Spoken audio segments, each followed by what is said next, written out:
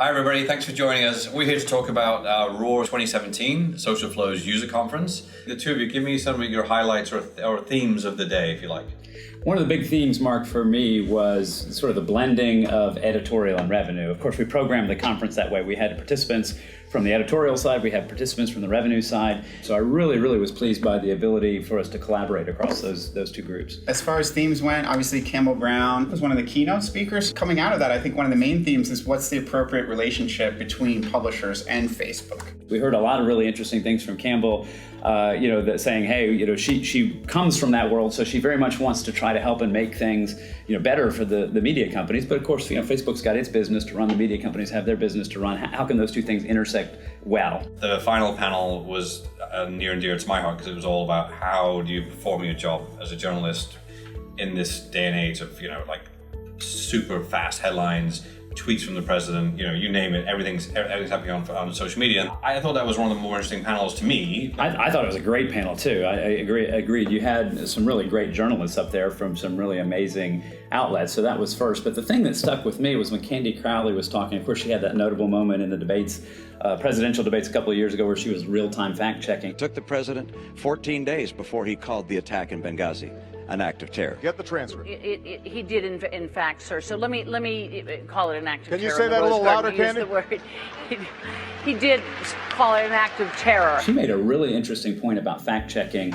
She said no journalist can hope to have all of the facts in their heads or at their fingertips in the middle of especially something like a debate. Right. And what happens is if you try to do the best you can, you're just opening yourselves up to the accusations or the perception of bias, right? It's like, well, you fact-checked that and you didn't fact-check that. Well, if there's no possible way you can know all the things that are going to be covered, so therefore you can't possibly fact-check everything that's said, then by trying to do the best you can, are you really doing a disservice? And my instinct is, well, if you know that that's not true, or at least suspect, why wouldn't you do that? And that was really, I thought, a quite eloquent explanation of why you might not want to do that. Right.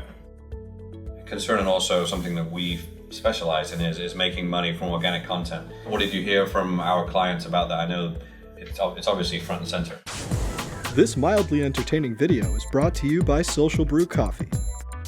Did I mention what good coffee that was? I mean, that's really, yes, I'm making a joke, but I'm interested in this new form of advertising. Do we literally stop what we're doing to insert a commercial? Right. Will consumers, come back after the commercial, or do they just sort of move on to the next thing? Is some sort of more subtle, the better way to do it? Those are the types of things that I think are really interesting. I would bet, and I don't know for sure, but Facebook feels the same way. And this is the thing that I think you'll see about Facebook.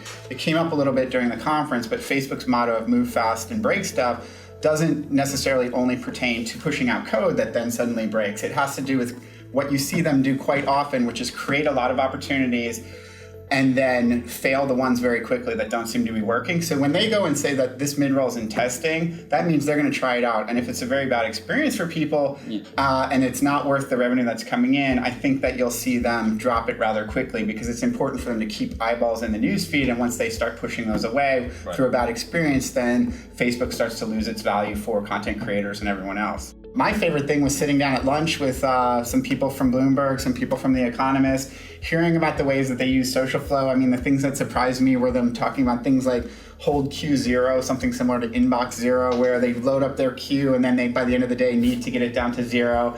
And then also saving summer content by optimizing it for July 4th. I loved it. I thought it was very interesting. But as a product manager, these are things that I'm like, oh, wow, these people are coming up with these really interesting workarounds. It actually gave us a bunch of ideas. I think we're going to start to try to get users together this was actually an idea that came straight from Bloomberg, but get some of our users together in more informal groups to kind of hear these things and so they can talk through how they, use the tool.